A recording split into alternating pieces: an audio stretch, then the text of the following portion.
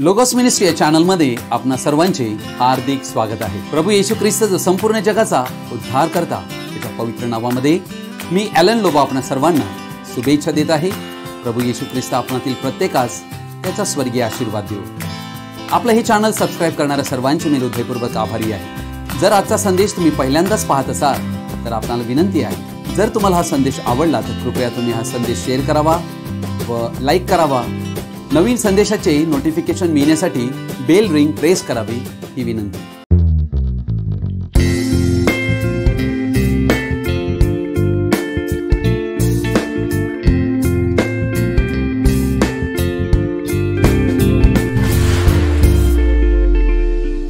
आजच्या घडीला जे वातावरण कोरोनाग्रस्त झालेलं आहे, अर्थात सगळीकडे जर आम्ही पाहिलं तर भीतीचं वातावरण आम्हाला सर्वत्र आढळत आहे। अर्थात अशी भीती की जी बहुधा कधीही कोणी अनुभवली नव्हती। आमच्या आयुष्यात पहिल्यांदाच आम्ही अशा प्रकारचा एक अनुभव पाहत आहोत। वर्ल्ड हेल्थ ऑर्गनायझेशन यांच्या रिपोर्टनुसार त्यांनी अवलोकन केले की या जगातील 4 व्यक्तीपैकी एक व्यक्ती कोरोना व्हायरसमुळे नैराश्यात सापडलेला आढळत आहे। अर्थात या नैराश्याचं मूळ काय? भीती। व सर्वात महत्त्वाची गोष्ट ही आहे, अशा प्रकारचं वातावरण आजपर्यंत कधीच आम्ही पाहिलेलं नव्हतं, कारण हे जागतिक स्तरावर चाललेलं आहे। ही गोष्ट कोणत्या शहरापुरता किंवा कोणत्या देशापुरता मर्यादित नसून संपूर्ण जगातील सर्वच राष्ट्रात ही आम्हाला आढळत आहे। भीती ही नाशकारक आहे आणि आज जर आम्ही पाहिलं तर आमच्या समाजामध्ये आज जे कोरोनाचं जे भीतीचं वातावरण तयार झालेलं आहे, याद्वारेच अशाच प्रकारची भीती निर्माण झालेली आम्हाला आढळत आहे। अर्थात याविषयी पवित्र शास्त्रात भविष्यवाणी करण्यात आलेली आहे की ही भीती कशा प्रकारची असेल। लूक शुभवर्तमान याचा 21 अध्याय 25 आणि 26 वचन मी आपणा पुढे वाचत आहे। तेव्हा सूर्य, चंद्र व तारे यांत चिन्हे घडून येतील आणि पृथ्वीवर समुद्र व लाटा यांच्या गर्जनेने राष्ट्रे घाबरीहून पेचात पडतील। भयाने व जगावर कोसळणाऱ्या अरिष्टांची धास्ती घेतल्यामुळे माणसे मरणोन्मुख होतील, आकाशांतील बळे डळमळतील। अर्थात या ठिकाणी आम्हाला स्पष्टपणे ही भविष्यवाणी दाखवत आहे की अंत समयामध्ये काय होईल आणि आज आम्ही अंत समयात पोहोचलेलो आहोत। ही भविष्यवाणी या ठिकाणी राष्ट्रे घाबरी होतील असं म्हणत आहे।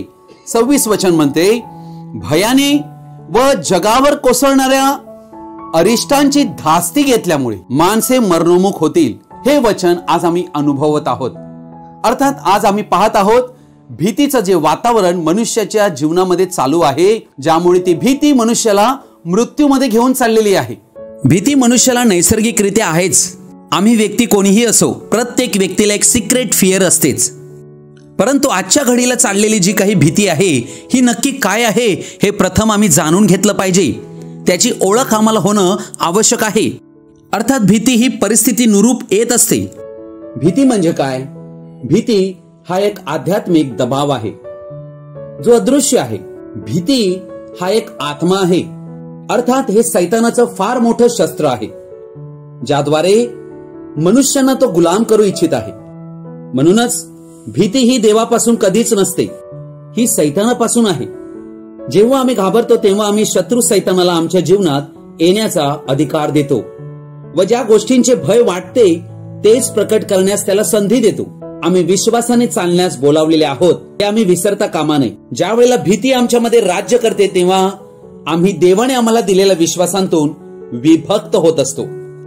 आज आम्हाला आढळत आहे की कोरोना व्हायरसच्या मागे एक भीतीचा आत्मा कार्य करीत आहे व त्याचे दुष्परिणाम जागतिकरित्या पसरलेले आम्हाला आढळत आहेत।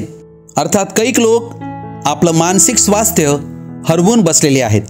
चिंता, दुःख, नैराश्या अर्थात भीतीच्या या आत्म्याने मृत्यूसाठी एक दरवाजा उघडलेला आहे असे आम्हाला दिसत आहे व हे अंत समयाचं एक चिन्ह आहे।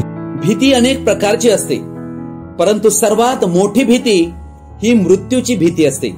ख्रिस्ती व्यक्तींना मृत्यूचे भय नसावे, कारण त्यांच्याकडे सार्वकालिक जीवन प्राप्त झाल्याची खात्री आहे।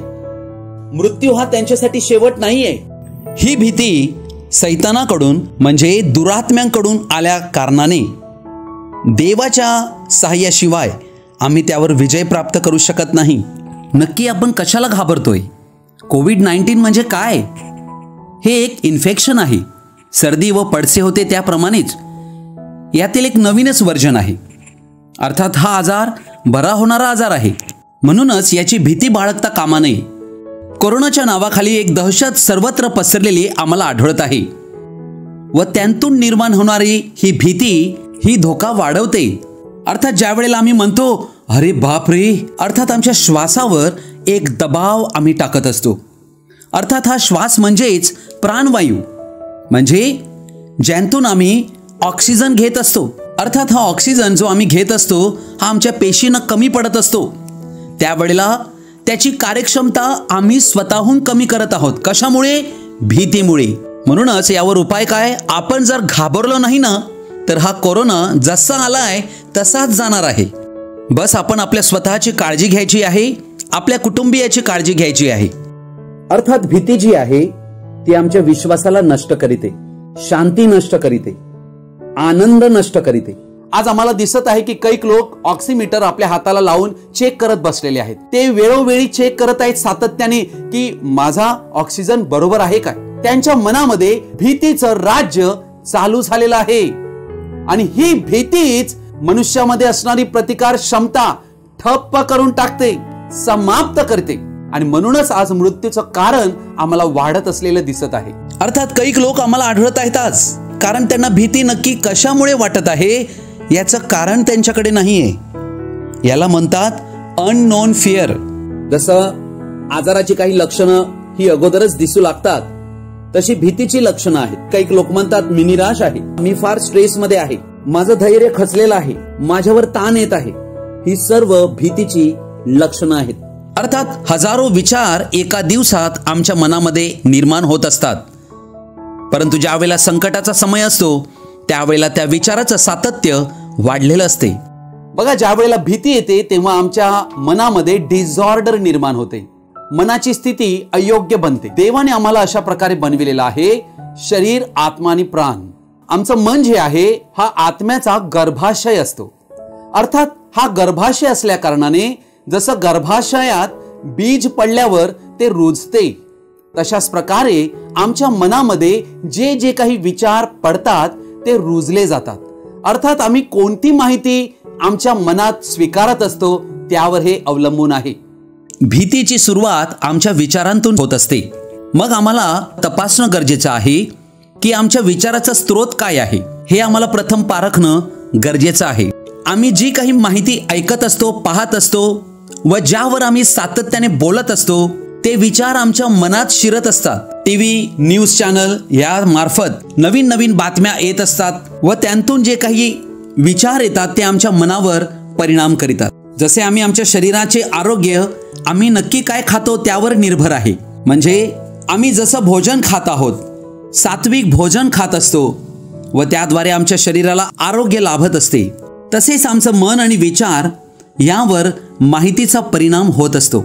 म्हणून माहिती ही भोजनासारखी आहे व या माहितीच्या आधारावरच आमचे विचार बनत असतात. म्हणून ज्या प्रकारची माहिती आमच्या आतमध्ये जाईल तशाच प्रकारची विचार प्रवृत्ती निर्माण होते. आमच्या विचारांचा आमच्या शरीरावर परिणाम होत असतो. हे ध्यानात धरून आम्ही चाललो पाहिजे. परंतु आम्ही जर त्याच बातम्या 15-15 मिनिटाला पाहू लागलो, विचार करू लागलो व त्यावर इतरांशी बोलू लागलो, अर्थात हे आमच्यावर आहे की कोणत्या गोष्टी आम्ही घ्याव्या व कोणत्या गोष्टी सोडाव्या. आपण आपलं लक्ष जर आकड्यांकडे लावत आहोत, आज इकडे असं झालं, त्या राज्यात हे झालेलं आहे, तर आपण आपल्यालाच घाबरवतोय. ही चूक कोणाची आहे? आपली स्वतःची. अर्थात आम्ही हे पाहत आहोत की ही माहिती जी आहे ही विचार निर्माण करीत आहे व त्यांतूनच भीती निर्माण होत चाललेली आहे असे आम्हाला कळते.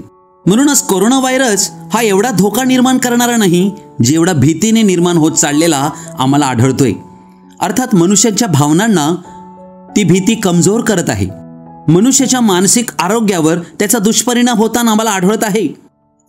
मनावर या सर्व बातम्या हल्ला चढवित आहे व मन विचारांच्या द्वारे शरीरावर हल्ला चढवितोय. परंतु ज्या वेळेला ती भीती आमच्या मनात घर करून बसते तेव्हा आमच्या आतील विचारांवर ती दुष्परिणाम करते. अर्थात भीती कुठून येते? या सर्व बातम्या ऐकून भीती येते. मग तुम्हाला आणि आम्हाला काय करायचं आहे? अर्थात ज्या या बातम्या टीव्ही, मीडिया यांच्याद्वारे बोलल्या जातात त्या ज्या वेळेला आम्ही ऐकत असतो आणि सातत्याने ते ऐकल्यामुळे एक भीतीचा स्तर आमच्यात निर्माण होऊ लागतो. भीती ही ऐकण्यातून निर्माण होते, हे प्रथम ध्यानात घ्या. कारण हे सैतानाचे शब्द ऐकल्याने हे शब्द अयोग्य, नकारात्मक, भीती उत्पन्न करणारे शब्द आहेत. रोमकरास पत्र 10 अध्याय याच्या 17व्या वचनात म्हटलेलं आहे की विश्वास कसा येतो? वचन ऐकल्याने. बघा, भीती ऐकल्याने येते व विश्वासही ऐकल्यानेच येतो. म्हणूनच आम्ही नक्की आज कोणाचं ऐकत आहोत? आज करोना वाढलाय, ऑक्सिजनची कमतरता आहे, औषधाची कमतरता आहे. यावेळी आम्ही कोणाचे ऐकतोय? बहुसंख्य लोक मीडियाचे ऐकत आहेत. कोणतंही चॅनल तुम्ही लावा, सगळीकडे करोनाचीच बातमी आहे. परंतु कैक लोक देवाच्या सामर्थ्यवान वचनाचे ऐकत आहेत. आम्हाला जगाचे ऐकायचे नाही. जग आम्हाला घाबरविल, लोक आम्हाला घाबरवतील, परंतु देवाचं वचन आम्हाला आजाद करते, सर्व प्रकारच्या भीतींतून मुक्त करते. पवित्र शास्त्रात नीतिसूत्रे 1 अध्याय 33 वचन म्हणते, पण जो माझे ऐकतो तो सुरक्षित राहतो आणि अरिष्टांची भीती नसल्यामुळे स्वस्थ असतो. कोणाचे ऐकतो? देवाचे. सर्व शक्तिमान देवाचे आम्हाला ऐकायचे आहे. आम्ही जर त्याची संतान आहोत तर आमची वैचारिक स्थिती त्याच्यासारखीच असायला हवी. आज गरज आहे देवाचं वचन ऐकण्याची. परंतु वास्तविकता ही आहे की लोक देवाचे वचन ऐकणे पसंत करीत नाही. म्हणूनच समस्या बळावत आहे. अर्थात देवाच्या मार्गाने चालणाऱ्यावरही समस्या उद्भवतात, परंतु त्या समस्या त्याचे काहीही वाईट करू शकणार नाही. म्हणून आम्हाला करोना हे ऐकण्याचं आता सोडून देणे आहे. त्या न्यूज सोडून देणे आहे. त्या बघणं, ऐकणं टाळणे आहे. आजपासून आम्हाला देवाचं ऐकायचं आहे. आजपर्यंत त्याने आम्हाला जिवंत राखले आहे व पुढेही तोच आम्हाला सांभाळील. तिमिथिकारास 2 पत्र याचा 1 अध्याय आणि याचं 7वं वचन म्हणते, देवाने आपल्याला भित्रेपणाचा नव्हे तर सामर्थ्याचा, प्रीतीचा व संयमनाचा आत्मा दिला आहे. आम्हाला अशा प्रकारे भीतीच्या वातावरणातील जीवन जगायचं नाहीये. ही गोष्ट आमच्या मनात निश्चित करणं फार आवश्यक आहे. या भीतीला आमच्या मनात घरटे करून देता कामा नये. म्हणून आम्ही ही गोष्ट फारच गंभीर घेतली पाहिजे. कारण हा कोरोना व्हायरस संपूर्ण जगातून निघूनही जाईल, परंतु त्यांतून निर्माण झालेली भीती ही कैक लोकांच्या जीवनाचा भाग बनून जाईल. भीती एक निवड आहे. आमच्याकडे विचारांची स्वतंत्रता देण्यात आलेली आहे. भीती धरावी की भीती घालवावी, म्हणून दावीद म्हणतो, मी भिणार नाही. हा एक निर्णय आहे, ही एक निवड आहे व तीच तुम्ही आणि आम्ही करावी, ही देवाची इच्छा आहे. ज्या वेळेला आमच्या मनात ही भीती आम्ही पाहत आहोत, तेव्हा भीतींतून आम्हाला एकमेव व्यक्ती वाचू शकतो आणि तो आहे या संपूर्ण जगाचा विश्वाचा निर्माण करता देव. स्तोत्र संहिता 34 अध्याय 4 वचन म्हणते, मी परमेश्वराला शरण गेलो आणि त्याने माझा स्वीकार केला. त्याने माझ्या सर्व भयांपासून मला सोडविले. किती अद्भुत गोष्ट आहे बघा. अर्थात या ठिकाणी आम्हाला पहिली गोष्ट आढळते, आम्ही देवाकडे गेलो पाहिजे. प्रभू येशू ख्रिस्ताला आम्ही हाक दिली पाहिजे. तोच आम्हाला या अवस्थेतून बाहेर काढू शकतो. देवाला आम्ही शरण गेलो पाहिजे. देव जेव्हा आमचा स्वीकार करीतो तेव्हा तो आम्हाला सर्व भयांपासून सोडवितो. दुसरं हत्यार आम्हाला आहे जे करोनापासून आम्ही भीतीमुक्त होऊ शकतो, ती गोष्ट आहे प्रार्थना. प्रार्थना हे देवाबरोबर आमचं बोलणं आहे. फिलिप्पिकारास पत्र याचा 4 अध्याय आणि याचं वचन 6 आणि 7 मी आपल्या पुढे वाचत आहे. कशा विषयी चिंताक्रांत होऊ नका. बघा, आम्हाला आज या घडीला दिसत आहे की अनेक लोक चिंताक्रांत झालेले आहेत आणि म्हणून वचन म्हणते कशा विषयी. विषय अनेक असतील, पण कशाही विषयी चिंताक्रांत होऊ नका, तर सर्व गोष्टींविषयी प्रार्थना. बघा, पवित्र शास्त्र आम्हाला इथे शिकवित आहे की सर्व गोष्टींविषयी आम्ही प्रार्थना केली पाहिजे व विनंती करून, प्रार्थना आणि विनंती करून आभार प्रदर्शनासह आपली मागणी देवाला कळवा. आपलं जे काही मागणं आहे देवाला कळवायचं की देवा, मला या स्थितीतून तू सांभाळ, तू मला वाचव, तू मला यांतून मुक्त कर. म्हणजे सर्व बुद्धी सामर्थ्याच्या पलीकडे असलेली देवाने दिलेली शांती तुमची अंतकरणे व तुमचे विचार. बघा, विचार फार महत्वाची गोष्ट आहे. विचारांतूनच सर्व काही चालू होत आहे. हे विचारच ख्रिस्त येशूच्या ठाई राखेल. म्हणजे आमच्या विचारांना ज्या वेळेला ख्रिस्त येशूच्या ठाई राखण्यात येईल तेव्हा बाकीच्या सर्व गोष्टी राखण्यात येतील. स्तोत्र संहिता 46 अध्याय पहिलं वचन म्हणते, देव आमचा आश्रय व आमचं सामर्थ्य आहे, तो संकट समयी सहाय्य करण्यास सदा सिद्ध असतो. अर्थात परमेश्वराचा आश्रय आम्ही घेतला पाहिजे.